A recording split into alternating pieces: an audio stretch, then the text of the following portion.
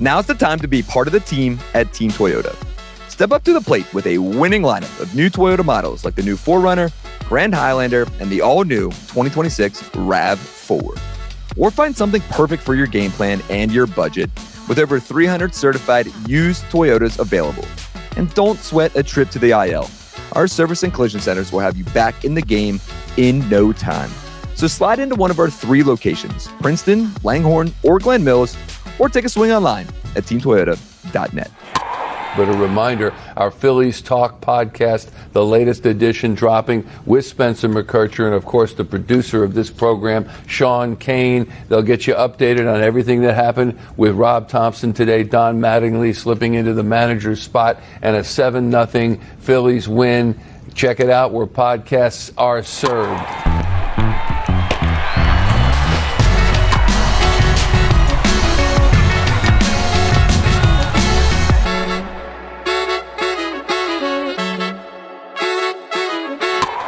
This is Phillies Talk, presented by Team Toyota. I am Spencer McKercher, digital video producer here at NBC Sports Philadelphia. And once again, joined by my co-host, Sean Kane, the producer of Phillies pre- and post-game live. And Sean Kane, on your post-game live show, yes, we just heard that ringing endorsement from Michael Barkan. So we have kind of big shoes to fill. He said there's going to be a lot to talk about. He's right. And there sure was as we sit down here. Special edition Tuesday night, late night pod. We just talked to you guys 2 days ago, but we did say if there was anything that was going to happen, we will be here to cover it. And thank goodness for our sake, it wasn't yesterday. We enjoyed a nice round on the course. We'll get to that later. Yeah, we'll get to that later. Some excitement before and after the That's round. exactly right. Yeah.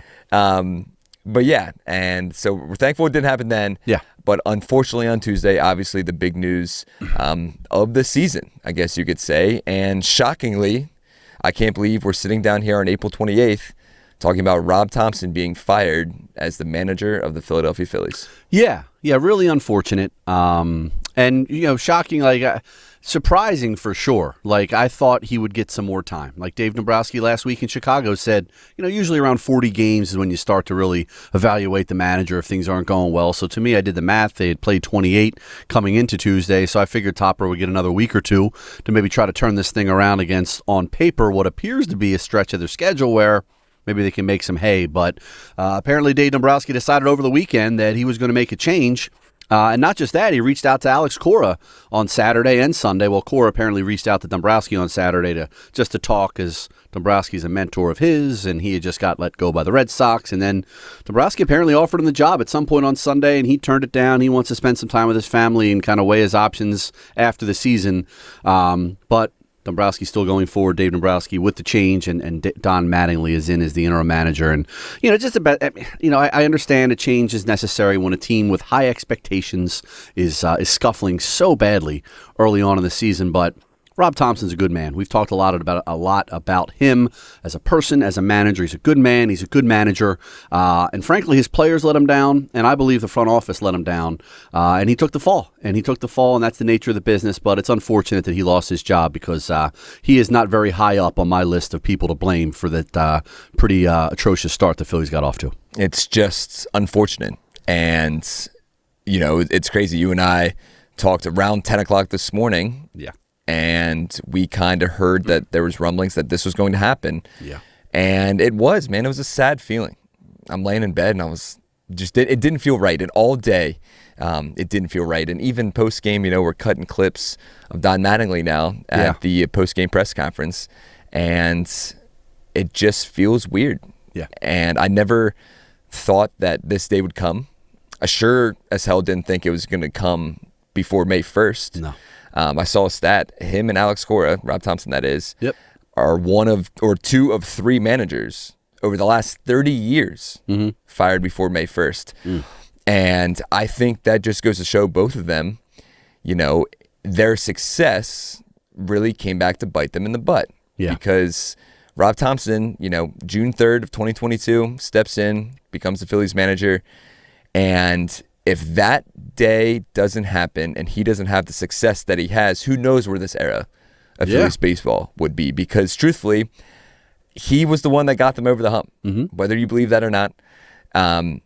without Rob Thomson, this team, I think, could be in disarray over the last 4 years. There sure as heck wouldn't be a National League Championship Series or a National League champion banner hanging at Citizens Bank Park. 4 straight playoff appearances. I mean, and you said just the character of the man as well speaks so much volumes to his players, to the fans, and everything else. And yeah, I think it's just the short end of the stick, if that's what you want to say, with this team struggling so bad. And you and I hinted at it, that these guys, the players, they are responsible for this. Yeah. And I think it hurt them to really understand the magnification of what happened today. Yeah. And you heard from Bryce Harper before the game, Jose Alvarado, John Clark got a Ryan Kirkering one-on-one, JT Realmuto, and then obviously we heard from Trey Turner, Kyle Schwarber, and Jesus Luzardo after Tuesday's game. And they all said, we have to look, basically in the mirror at each other right now and be like, hey, it's a new dawn, it's a new day, and they feel responsible for whatever happened to Topper. Yeah, no, all the players said the right things. That it wasn't on Rob Thomson; it's on us. We need to be accountable. Kyle Schwarber raved about what Rob Thomson accomplished, and yeah, you said it. Like, before Rob Thomson was promoted to manager 4 years ago, the Phillies hadn't been in the playoffs in over a decade. Since 2011, it had been an 11-year drought. They had gotten close under Gabe Kapler, under Joe Girardi. They just couldn't get over the hump and get into that postseason tournament.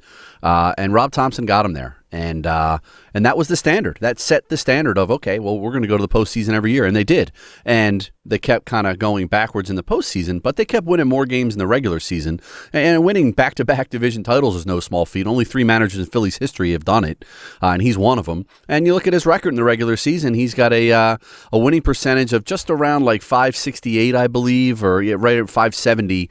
And it's the highest winning percentage by a Phillies manager in franchise history, among managers that have managed like 300 or 315 games, a minimum of. So, his record speaks for itself. It's not like the guy forgot how to manage the offseason. It's just that these guys didn't perform. And it's a lot of blame to go up and down the roster for this poor start, but you can't fire all the players. So Rob Thomson takes the fall. And it was nice, at least, of course, for the players to acknowledge that. And, I know we're going to play some of Rob Thompson's sound bites interview that he did over Zoom on Tuesday evening, which he didn't have to do. Managers get fired and I'm out of here. The heck with this. And of course, him being first class all the way to the end, he wanted to make himself available to the media. And everything he had to say from start to finish was exactly what you'd expect. He's pulling for this team. He thinks they're going to turn it around. He loves Dave Dombrowski and John Middleton. They had a great conversation on Tuesday morning. So it's just unfortunate. Like, to the end, class act. And if they do turn it around, I'm kind of a part of me will be sad that Rob Thompson's not here to oversee it. But he's confident they will. And, just sad to see anybody lose their job, but especially Rob Thomson, who's a legitimate, good man and again, a great manager. I put this on social media once the news kind of broke. Took some time to reflect a little bit. It's just a sad day, man. Yeah. It's not like this chain. It was like, okay, this is what needs to happen. Right. It wasn't. It's just kind of the fault of his players. And Rob never threw his players under the bus. Yep. And I'm glad that they kind of took accountability today. But I tweeted out, I always envisioned him holding up that World Series trophy and going down Broad Street. Yeah. And it's a shame that we never got to see that. And it's not necessarily his fault, and it was, we'll get to his comments here in a second, but, he did say, there wasn't one big regret. There was a few things that he would like to change, especially in the postseason, because that's kind of magnified. Yeah, man, it sucks. That's all it is. And, I think going forward, who knows? There's a chance Dave Dombrowski, who we'll get to his comments in a second. We're going to play Dave Dombrowski, Rob Thomson, some of the players' sound here as we kind of go on through the pod. And it'll be a shorter pod just because of all the sound that we'll splice in here. But Rob did say, and Dave kind of mentioned and alluded to, there's a chance that Rob could come back at some capacity and work for the organization. Yeah. And I hope he does. I'm sure he's going to take some time off. I mean, heck, after 42 years, 42 years. Hasn't had a summer off in 42 years. 42 years, man. Yeah. Didn't have a summer off, and I'm sure it's going to feel weird. Yeah. And, he said, he's like, yeah, I'll watch some of the game, watch a little playoff hockey on Tuesday night. Yep. Yeah. I can't imagine what he was feeling today. No, yeah, and you said it, like they're open to him, taking a position. He said, maybe not right now, it's not the right time. Let me get away for a little bit, but he said he would love to come back in this organization. How well everybody treated him from top to bottom. He said the media treated him great. Obviously, everybody in the organization treated him great. So yeah, and not surprising that he's certainly not burning any bridges on the way out of town. Like, he's first-class guy, saying all the right things, and I think it's a genuine sentiment that he has. He's not just saying things and probably feels a different way. Like, I think he really does want them to succeed. I think he wants them to turn it around. So yeah, again, just unfortunate. And you said it, the fact that he never got to hold that World Series trophy up. They came close, and I've said it before. if this group, well, Rob Thomson definitely won't, but if this group doesn't hold that World Series trophy up, I think you look back at that 2023 NLCS. 2022 was great. You get all the way to the World Series. That kind of came out of nowhere, and the Astros were a good team, and you lost in 6 games. All right. But the next year, 23, they just steamroll past the Braves in the DS, and then they go up big on the Diamondbacks. They go out to Arizona, and they win one game out there. They come back up 3-2. You just got to win one game at home, where they had been like invincible in the last couple of postseasons, and they lose Game 6 and Game 7 to Arizona.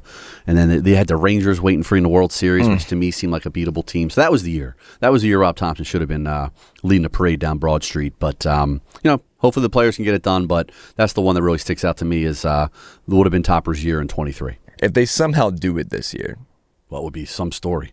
It would be a hell of a story. Yeah. But if... he said he's going to take a few months to think about it. Mm-hmm. But if Rob does come back in some sort of capacity, say late August, I doubt he will. Mm-hmm. Even if he doesn't. Yeah. And there is a parade down Broad Street with the World Series champions. Again, far-fetched. That'd be something. I believe Rob Thomson should be on one of those floats. Oh, okay. Holding that World Series trophy. Yeah, that'd be cool. I think so. Certainly part of it. Like, he's certainly built the foundation, and he's a big part of the culture around here. And Don Mattingly said it himself that, I'm not too different from Rob. Mm-mm. It's just, and Don Mattingly was great too. He's, we just didn't play. It's a we thing. It's nothing to do with Rob. It's a we thing. We haven't been playing good baseball. We need to play better baseball. So he obviously made it pretty clear that, it was plenty of blame to go around for Rob Thomson losing his job, and so far so good for Don Mattingly. He had a great win on Tuesday night, a complete team win, some good starting pitching, imagine that, and some good offense, some timely hitting. So everything we kind of expected of this team, we finally saw on Tuesday night against the Giants. But yeah, everybody said the right things, and I know we're going to get to Dave Dombrowski's comments. I was really surprised he was so candid about the Alex Cora stuff. Now, he had been reported earlier in the day by a couple different outlets, so obviously there was some truth to it. Yeah, I did. I tried. I talked to him over the weekend, and he told me no, and I still decided to make a change, and I went with Don. So, that lets Rob Thomson know that you were pretty much had your mind made up on Saturday and Sunday before you fired him on Tuesday. And it lets Don Mattingly know that, you weren't my first choice, buddy. If I had my druthers, Alex Cora would be managing this team tonight. But, Dave Dombrowski generally is a pretty honest guy. We knew the connections with him and Alex Cora, and seems to be a growing sentiment that once Alex kind of relaxes and enjoys his kids this summer, that you might be seeing him around here in the wintertime at a press conference at Citizens Bank Park. There's a strong chance. There's a strong chance. So we'll get to Dave Dombrowski's comments right now, and then back on the other side, we'll react to them and then give you Rob Thomson. Dave, who do you think is more to blame for the bad start, the players as a whole or Rob Thomson? Well, this isn't a blame game. I don't. That's not that. We collectively are not doing well. This is a whole group. I don't think we're playing very well from an offensive, defensive, pitching performance. I don't think we're playing up to our capabilities. Squad together just has not done very well. You can blame whomever you choose to do, but for us, we don't really do that. Rob, it's like the rest of us. You bear responsibilities. I talk to him every single day, but. Just the way things were going are not going well enough. I don't think we're playing up to our capabilities. I think we're a much better club than we played. And so you make some decisions that are tough at times. Let's go to Matt in the back left. Dave, when did you make this decision to fire Rob? Well, first of all, Rob Thomson, I talked to him this morning, as I talk to him every day during the season. We had a very warm conversation. And from my perspective, he's a wonderful person. He's done so much for this organization. I thanked him for it. John Middleton came in after we were done, wanted to make sure that Rob Thomson, and I had thought about it this time, offer him if he wanted to be a special assistant right away, but I think he'd probably get away and get a break.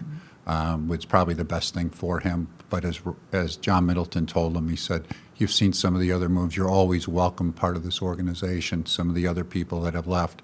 And I'm sure when he comes back, he'll get a deserved standing ovation from the fans. He's a wonderful person, done a lot, works hard, very conscientious. But I think at this time I felt that we needed a new voice in there, a little different feeling in the clubhouse at this point. Rob was the first to admit that he doesn't know what's really going on. He's a little bit surprised on how we performed. I know you're going to have a Zoom with him later on, but he's been a little bit surprised. But I just thought at this time was the right time to get a different voice with some different direction, with a lot of the common. Of course, Don's been part of our staff here all along, so he's got a pulse of his feelings on how we can perhaps improve a little bit here, a little bit there. Just a different overall as anybody would be coming in. But I think it was just that we needed a different voice in there. And a few years ago, 4 years ago, he was the right voice for us with the club that we had. There was no question about it, and he's done it very well. I think we needed a different voice with this group where we are right now. Did you try to hire Alex Cora, and why? Yeah, I did. I talked to Alex. We never got down to the nuts and bolts of things because but I did talk to him. I mean, he actually called me Saturday night. He just called me as a friend Saturday night after he had heard about it because I guess he calls me one of his mentors, and we talked, and he had never been through that before. We talked on Sunday morning. I think Alex Cora is one of the finest managers in the game of baseball. I've been fortunate enough to work with Hall of Fame managers like Tony La Russa and Jim Leland. I've been very fortunate in my career. I think if Alex Cora decides to keep managing, he has a chance to be in that same category. That's how good he is. And I talked to him on Sunday morning. We talked about potentially taking the job. I thought I had told him I'd really come to the conclusion at that point that if he took it, I was going to make a change. And I thought that he might take it.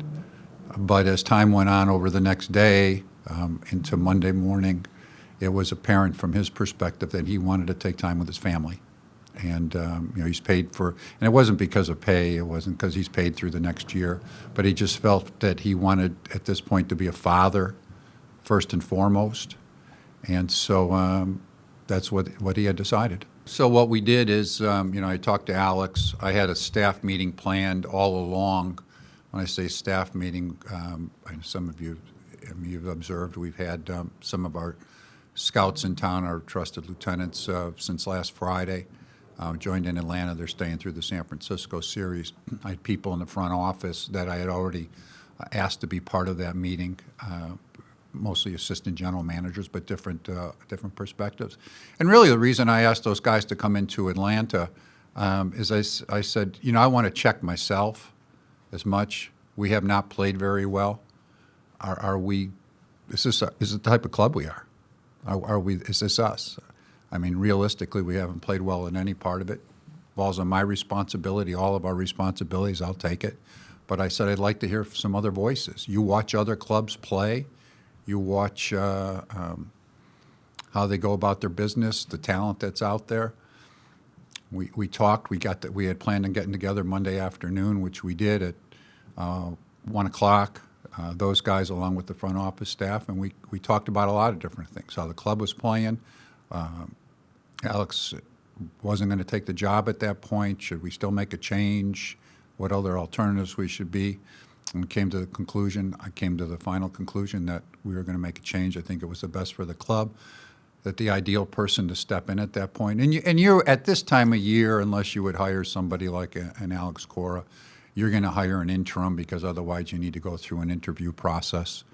And so at that point, we agreed that the best person for that job would be Don. And I didn't know how he would respond, and I called him up and asked him I'd like to decide to make a change. You're the first person that has come to the mind is from an interim perspective in that regard, and I'm asking you if you would take the job. And he said I'll do that for the organization for sure, and I'll do it with. I said, are you okay with it, full speed? He said, yes, I am. I'm ready to tackle it. I'll tackle it full speed. I'm ready to go. And so that's how the conversation went.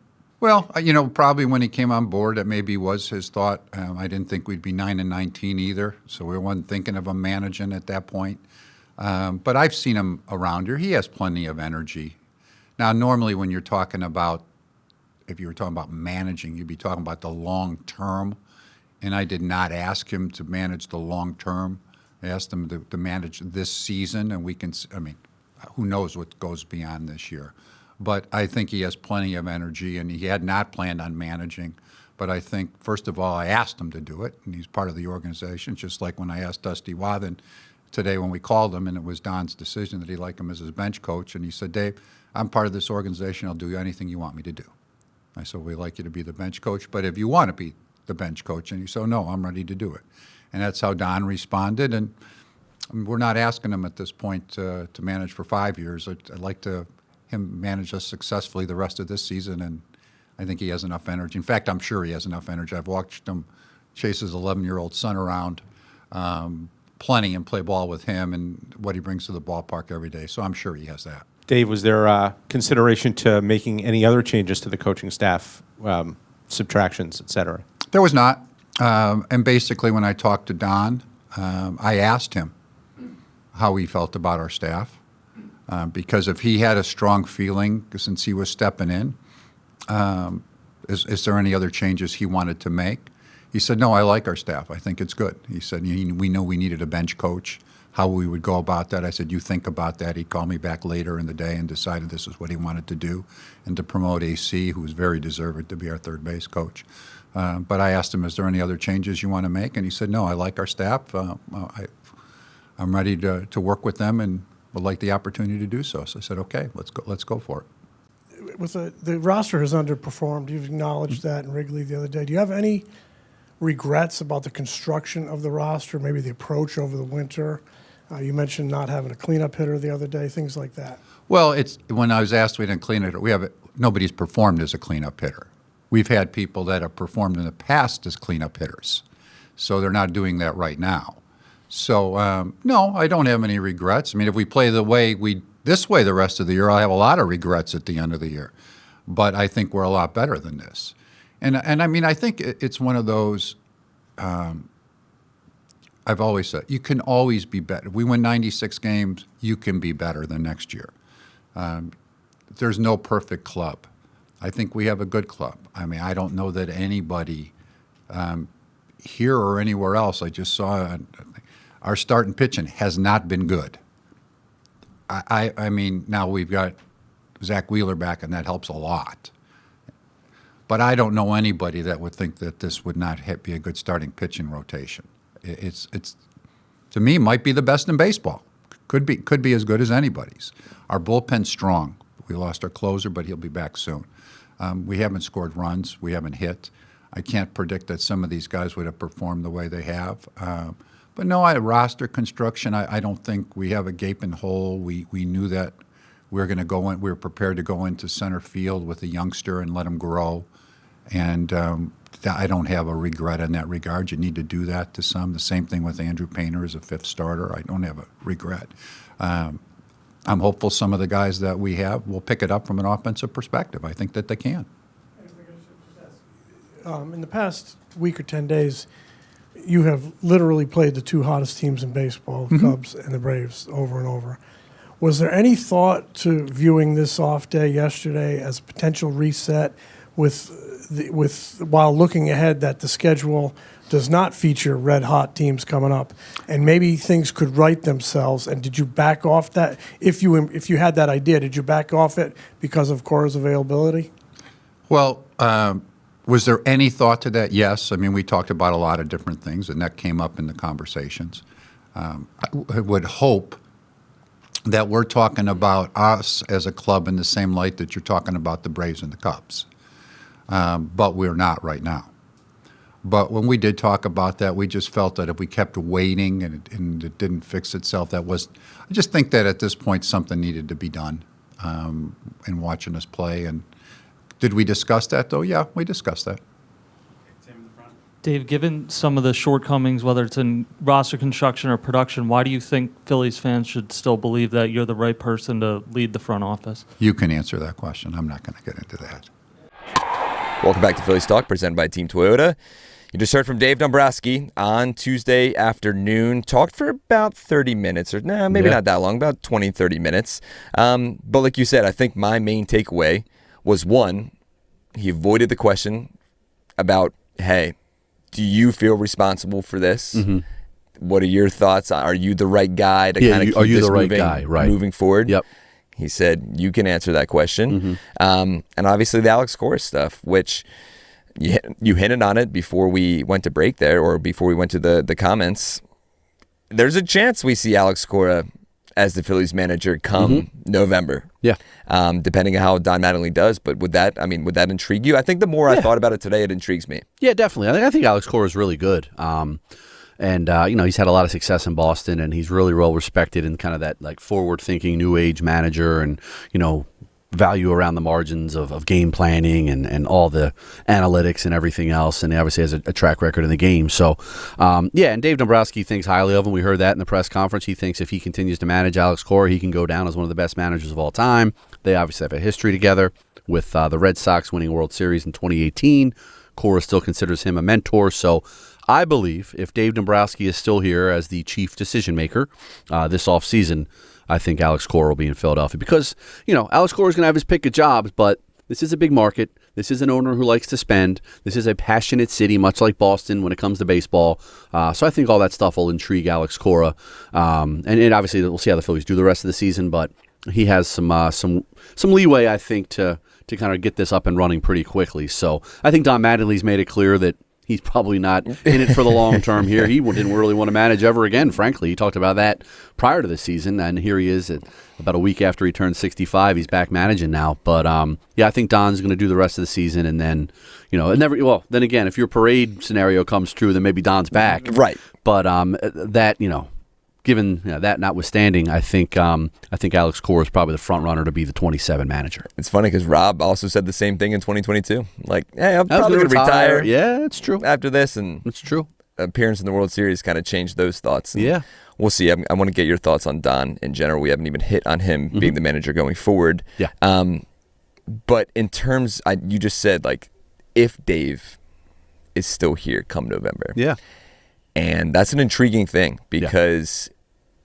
Obviously, Tuesday's like, okay, hey, they're 1-0 in the Don Mattingly era. Mm-hmm. Everything, it was probably their best game all year. They got their first shutout of the season. It was their best all-around game. Most well-rounded win of the year, no doubt. So, we're feeling good. Everything's fine. But if this team kind of goes down that same path where they have been all season, who knows if Dave Dombrowski is here come November. Because the reaction on social media has been, hey, Topper, this shouldn't have been Topper today. No. This should have been the guy that created this roster. And kind of sat on his hands a little bit this offseason and the last few off seasons.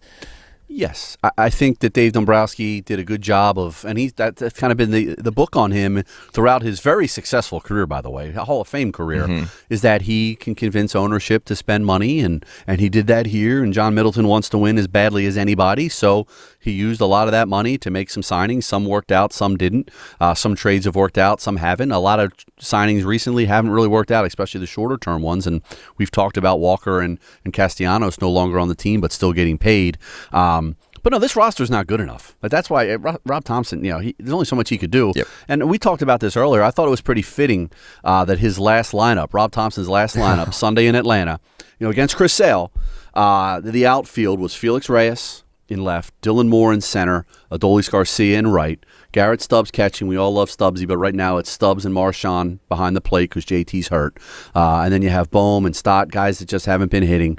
So to me, it's like if I'm Rob Thomson, I'm like, really? I got Dylan Moore in center field here. In this last Felix Reyes batting cleanup. He's been up for a week. So maybe that's a little message to Dave, like, hey, this is what I'm working with, and if you want to make your move. But I'm not sure what miracle worker could have this lineup, atop the division right now. So, but no, yeah, Dave Dombrowski didn't do a good job in the offseason. We didn't do enough. We talked about why wouldn't he maybe bring in a right-handed bat rather than Otto Kemp. Otto Kemp went down after 3 weeks. Starting pitching, we had Taijuan Walker here. We knew Wheeler wasn't going to be back for a month. So maybe bring in somebody else, a veteran, on a one-year deal that could compete. So literally, when Taijuan Walker took the ball in April, it was a loss. And everybody knew that. The players knew it. So that was no good. And again, I've said this a bunch, but like I still think like maybe running it back with Bohm and Stott and guys that I think were young tradable guys. Maybe you look into that. And obviously the Bichette thing didn't work out, and Bohm would have been gone. But yeah, you said it. I don't think Dave did enough in the offseason. I don't think the roster's good enough, and we'll see. These guys start producing. Alec Bohm had 2 hits Tuesday night. If he turns in Alec Bohm from 24, then all of a sudden this lineup looks a lot better. Adolis Garcia had a big hit, so maybe they do. But one game does not make a turnaround.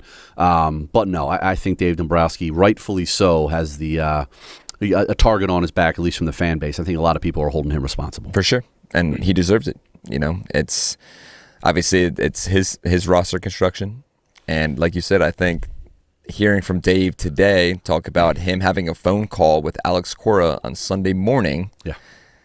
Topper didn't, kind of say that he didn't know that was happening. He got the call literally on Tuesday morning at 8:30 in the morning. Said, hey, come into my office. And Rob said he knew exactly what was going to happen. But it's weird. If you're Rob, you're like, yeah, here's Dylan Moore in center field. Felix Reyes is your cleanup hitter in his last lineup that he ever will have as a Phillies manager. Yeah. So, and in Atlanta too, Dombrowski had 3 of his top advisors with the team, scouts in the dugout, in the it just I don't know. I guess that's his process, but to me that's just a bad look. And to me, Rob Thomson deserves better to have these 3 guys in the dugout all of a sudden kind of critiquing him after he's been the manager for 5 years. Correct. And he deserves better than backdoor conversations with Alex Cora 48 hours before he even gets fired. So I don't know. That's it. But it is what it is. That's the nature of the business. He's certainly not upset about it, so I guess I shouldn't be. But just kind of a bad look all weekend, in my opinion. Rob Thomson not upset about it. We're going to hear from him in a second, but it is kind of funny. Just like 2022, there was an off day the day before Joe Girardi got fired, and it was kind of an easy stretch of a schedule, similar to the one that the Phillies have right now. And when Rob Thomson took over, they won 14 of 16 in that easy stretch, and it kind of obviously took them on a magical run in 2022. So we'll see what Don Mattingly does in 2026. But you mentioned it. Rob Thomson today didn't have to speak to the media. No. And him sitting down in a Zoom, thanking the media, thanking the fans, talking about his favorite memories, what he regrets, and his proudest moment speaks volumes to the person that he is. So here's Rob Thomson today on Tuesday, just hours after he got fired as the Phillies manager. Hey, Rob. First off, thanks for being a super pro through all your years here and really good with us. Appreciate it. What's your message to the fans, Rob, after this decision was made and after your time as Phillies manager comes to an end? Yeah, I think, first of all, I wanted to do this before I bounced out of town, and I wanted to get my face in front of everybody and answer the questions. Also, I wanted to clear a couple of things up. One, my relationship with Dave Dombrowski is rock solid. I respect the man. I think he's one of the best baseball people I've ever been around. My relationship with John Middleton is rock solid. We all spoke this morning when they notified me of my firing, and it was a great conversation. Having said that, we haven't played well, and for whatever reason.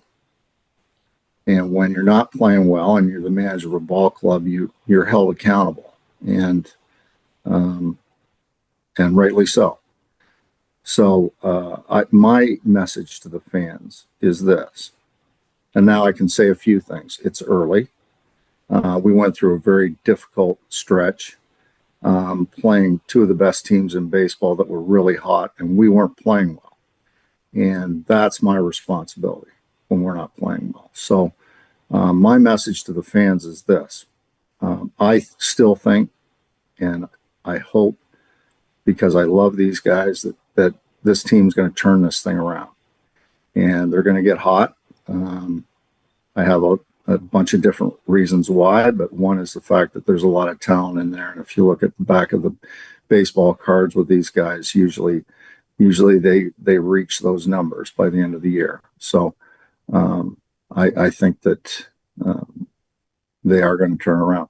Quick, I guess, first of all, I guess Dave said that you were offered you could stay along with the organization. Why didn't you? And I guess at this point, do you consider yourself retired? Do you want to coach again, manage again, and have any role on the baseball team again? So I wasn't officially offered. I wasn't officially offered anything. But I am open to staying in this organization. I've said throughout my 4 years as manager here, I don't want to go anywhere else. I love this organization. I've been treated with class and dignity the last 8 years, ever since I came here. And not only the organization, but the city of Philadelphia as well. We've had some really good times. We've had some bad times, but all in all, I think that I've been treated fairly by all of you and the city. And, I would seriously entertain staying with the organization. Maybe right now isn't the right time. Maybe we give it a little bit of a break here, but yeah, I'm all in on that. When you got on the plane on Sunday, I guess, like, what was your feeling about what might happen over the next couple days? I mean, did you get any heads up on Monday or any sense of anything, just in terms of, did you wake up this morning thinking, okay, I'm gonna manage a game tonight, or were you still kind of wondering? No, not really. I don't, as I said the other day, I really don't pay too much attention to it, because I spent yesterday working on the Giants and doing all my prep work. I went in to work out, and then this morning I woke up normal, and I got a call from Dave about it's between 8 and 8:30. Said he was at the ballpark and would I stop by, and at that point I pretty much knew at that point that we were going to change and get a different voice, and so we just talked it out. What are you going to do tonight? Well, I might watch some hockey playoffs tonight, but actually I'm going to watch our game. I really am. Was there any point where you felt like, you had meetings over the weekend in Atlanta with Dave and some of his scouts? Was there any point where you're almost trying to lobby, hey, give us, we need some time, just turn this thing around? Was there any of that happening? No. And I talked to all the scouts, and they're good guys. I mean, I don't think anybody was in there snooping or anything. I think they were just trying to evaluate the ball club and where can we get better. And I don't think there was any backdoor dirty business towards me. I just, we just talked about a lot of different things while we were there, but I didn't pay much attention to it, nor should you. They're there to evaluate the club. What do you think being away from baseball for the first time in a while might be like for you, and how much you anticipate watching, and what do you think you'll be able to do in this time? I know you said in the future maybe you'll reevaluate the advisor position, but how do you think you will spend this time going forward? I got no idea. I really don't. I've never spent a summer in 42 years at home, so I really don't know. Thank God my wife put a pool in a couple years ago, so maybe I'll go for a swim or something. But we'll see. But it's a new thing, and I just got to figure it out. Plenty of roles across your 42 summers that you just mentioned in baseball. What is the component of managing that you're going to miss the most? I think trying to get all the players and all the coaches together on a daily basis, and working together and doing the right things. And I think thinking about lineups and thinking about how do we win, thinking about how we're going to use our bullpen tonight and save certain guys for tomorrow. All those strategy things. I'm going to miss that, because that's all part of it, Hey, Rob, I'm just curious why you wanted to or agreed to do this. It's not common practice for outgoing managers to do media availability after they've been let go. So I'm just curious why this was important to you. Well, one, I think I've been treated very fairly by all of you over the 4 years. I really have. And I think if you're an accountable person and you're a leader, you're going to stand up in front of people and answer the questions when it's all over. And I just wanted to make sure I did that in the right way. And it's like the last 4 years, I just hope that people feel like whether I did a good job or a bad job, I represented this organization properly, with class and with dignity. So this is all part of it to me. What are you proudest of in your tenure here as a manager? What is your biggest regret? And do you expect to manage again? No, I don't expect to manage. That's where I'm at today. Who knows what happens 6 months from now? But I think the thing that I'm most proudest of is probably winning the National League title in 22. That was just really kind of a magical year from where we started and to where we ended, and that last run during 22 from the regular season into the postseason, where we spent 21 or 22 days on the road, and the guys got it done. That was really special. The thing that I don't know. There's a number of decisions that I would love to have back.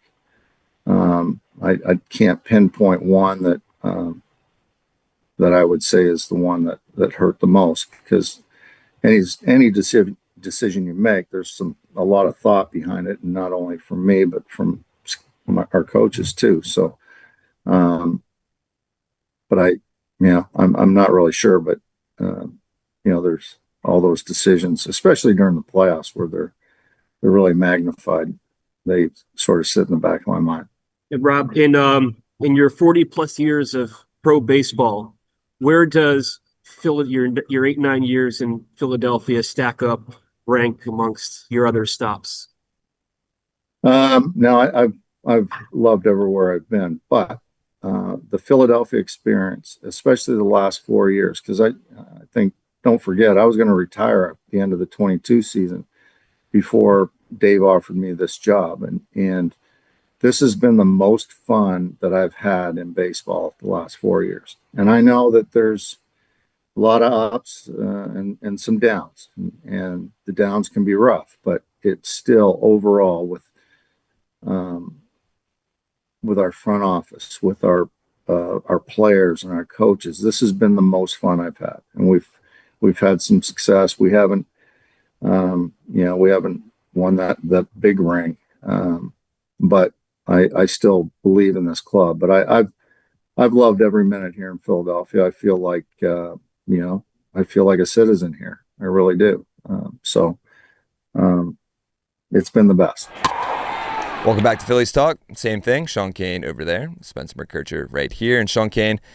Rob Thomson wraps up his tenure as Phillies manager with that beautiful press conference. Yep. So that was some of the best sound bites from that on Tuesday afternoon, and just like we said, just a class guy. And I'm going to miss him like crazy. And it was an honor to sit down with him this preseason. That's right. In January before spring training, a little one-on-one with him, and just getting to know him. And I think as the more I was in the clubhouse and stuff, and in his office, kind of knowing who I was, and always would say what's up with a little fist bump, and it was really cool. So I'm gonna miss him a lot. And shout out to Gabe Kapler for bringing Rob Thomson into the Phillies organization in that winter leading into the 2018 season. Rob had been with the Yankees forever. They get rid of Joe Girardi. He thinks he has a good chance to get the job. The Yankees decide to go with Aaron Boone. It's been a good decision. But Rob was kind of, I don't know, he's been with the Yankees so long, what am I going to do next? And Cap reached out, brought him on, and he was the bench coach for Kapler. And then, of course, when Girardi comes in, he stays on board, and then he ends up the manager in 22. So kind of an unlikely Philly career for him that, about 8-9 years now that he's been with the organization. And he said this is the most fun he's had. Yeah. In 42 years, the most fun he's ever had was with this group of guys, this core group of guys. And he said his proudest moment was going to that 2022 World Series as National League champions, and can't blame him. Can't blame him. No, what a ride that was. What a fun. And that's just like people around here of a certain age really were like, they were younger from 07 to 11. So like a lot of like college kids and high school kids didn't really remember that. And it had been 11 years. So to me, that's like Rob Thomson's legacy. It's like he got them back to the postseason, and he made that the standard like every year for 4 years. That's a long time in baseball, 4 years. You go to the postseason, and the regular seasons were great, and the summers were rocking at the bank, and it was just a really fun team to watch and be around and for us to cover. And And that 22 ride was great, and 23 to a lesser extent until it went bad. But the last couple of years, not so much. But postseason's tough. You're going to play some good teams. That happens. But that 22, dancing on my own. How many more wins, JT? 13 more, Topper. And, whatever the hell it takes, Topper. And he pops the champagne. And everybody's spraying him. Just a lot of good videos and memories. I know you were in those clubhouses a lot for those parties. We hadn't seen that in a while since Charlie and Chase and Jimmy and Ryan. So it had been a while. So it was awesome to have him kind of at the forefront of all those good times. That's your lasting legacy. And that's what it should be. Yeah, man. That's what it should be. It shouldn't be this 2026 season. Yeah. It should be really changing 11 years of not great Phillies baseball. No doubt. Rob Thomson did that. He changed that. And that should be his lasting legacy. You can talk about the bunt last season with Bryson Stott. You can talk about taking Zach Wheeler out, I should say, in Game 6 of the 2022 World Series to put in Jose Alvarado. You can talk about having Johan Rojas bat with the bases loaded in Game 7 of the 2023 NLCS. There's things that obviously Rob Thomson admitted that he regrets. But his legacy is to turn this entire thing around where this team is now a winning World Series bound team. And the expectations are the World Series. And it ends up coming to Rob Thomson bite him in the butt because that's ended up costing him his job. But no doubt. Yeah, I'm going to miss the man. Can't wait to see him hopefully at some point soon here in the near future. He did mention, maybe he's done managing for now, but things can change in 6 months. So would be cool to see if he doesn't come back in the organization, if he ends up somewhere else as the manager in Major League Baseball. Yep. We haven't really hit on it, but right now they're 1-0. 1-0. In the Don Mattingly era. I mean, your initial takeaway on Don, like where's your trust level, your faith level in Don Mattingly for the next 130 games? Yeah, no, Don's been there, done that. Like we talked about him when they hired him. Like obviously as a player, I think he should be in the Hall of Fame. MVP, All-Stars, Gold Gloves, Yankees captain for all those years. So I think he has the players' respect just for that alone. There was the nonsense with like Castellanos and some other guys. We respect this guy more because he never played in the big leagues. Like, well, you respect Don Mattingly because, again, borderline Hall of Fame career. And he's got it done as a manager with the Marlins and the Dodgers. He did a really good job with some Marlins team that maybe weren't the most talented, but he had them playing good baseball. Obviously, the Dodgers, he had some success. So, and the only question to me was like, does he really want to do this? Right. He basically told us no, like not just because like he didn't want to step on Topper's toes and be like some guy looking over his shoulder like a replacement in waiting, but he was like, I'm going to be 65, which he just turned last week. I don't know if I have the energy to meet with the media every day and deal with all the back and forth with the front office and just kind of. I think he was more comfortable as the bench coach because he can get out there and he can help with the infield and warm ups and just kind of be an extra set of eyes, like he said. So I don't think he signed up for this. But, he's taking one for the team, literally. Like his son's in the front office. I'm sure it's tough to say no. And he knows Dave Dombrowski. And clearly he knows they wanted Alex Cora. And they didn't really have any other options, any good options.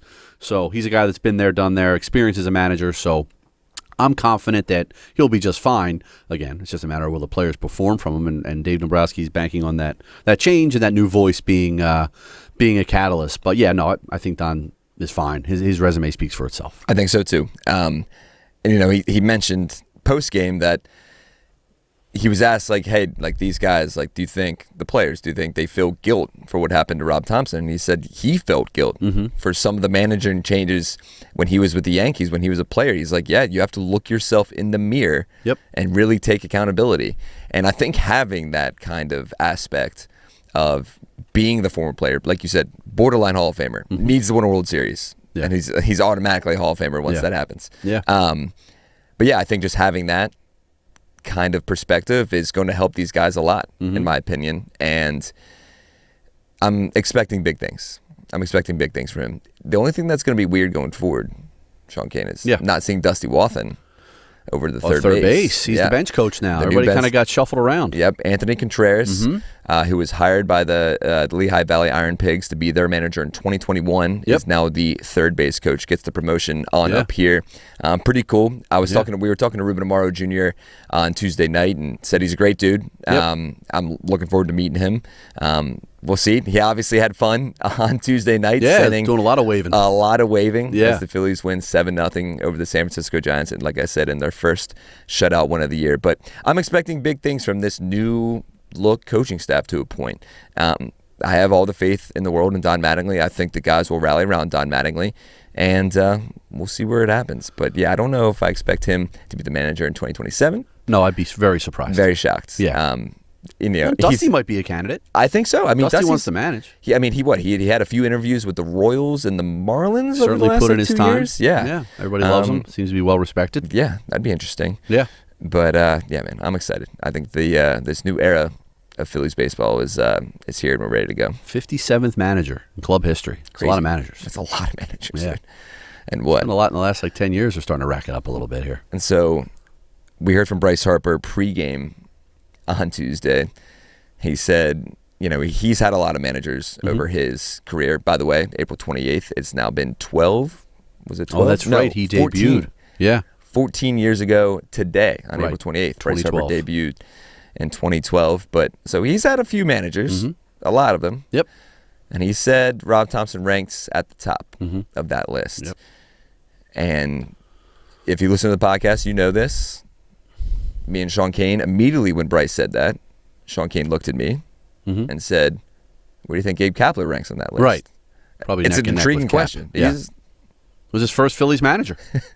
It's got to be close. Yeah, Cap was involved with those meetings out in Vegas with Harp, him and Matt Klentak going out there, John Middleton. I need to know this answer. Recruiting pitch. I need to know, Bryce. Yeah, so Bryce now has played for Cap, Girardi, Topper, Mattingly, obviously for Dusty Baker in Washington, a couple other managers in Washington. So, yeah, that's really since Charlie. I mean, Charlie was here for so long from 05 to 13, almost a decade, and now it's been since Charlie, Ryan Sandberg, Pete Mackanin, Cap, Girardi, Thomson, Mattingly. I mean, we're churning through them here. That's wild. Yeah.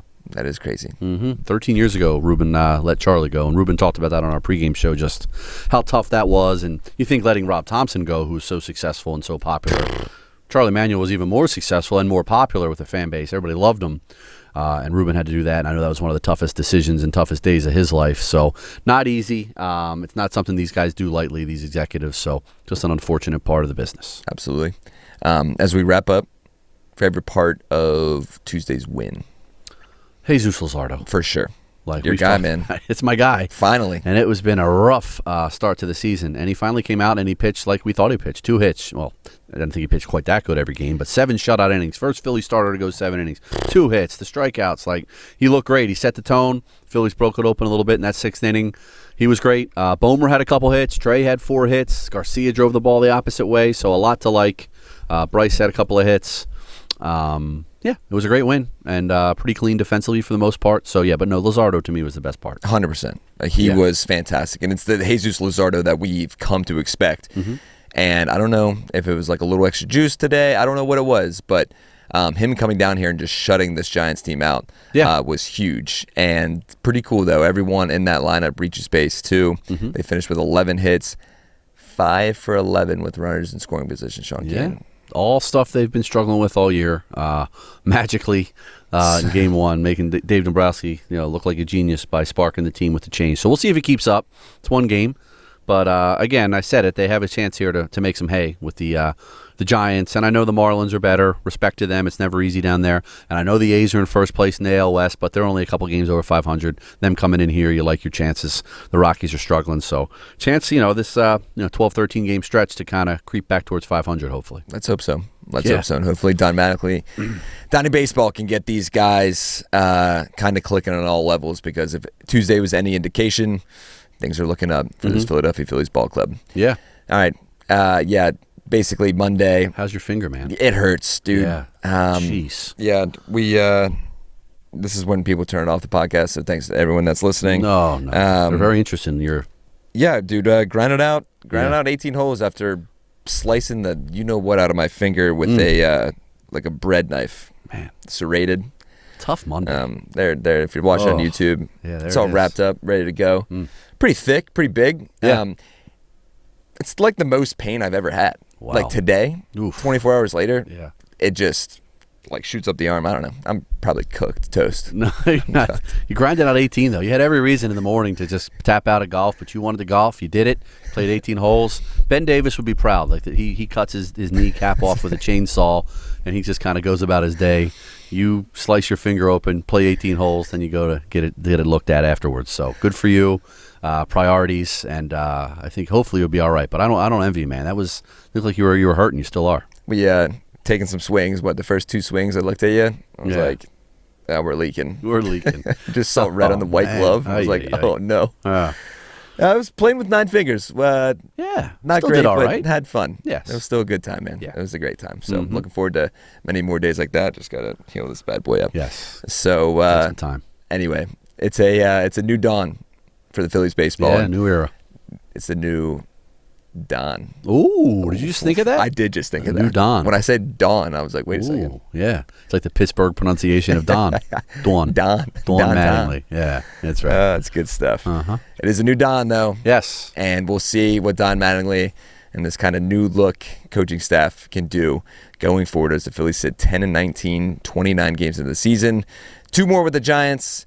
Then head to Miami for a 4-game kind of weird Friday through Monday wraparound series with Miami. So we got Sanchez Wednesday, and then it would be Painter Thursday, Wheels, then Nola. Yep. All Let's right. do it. Logan Webb.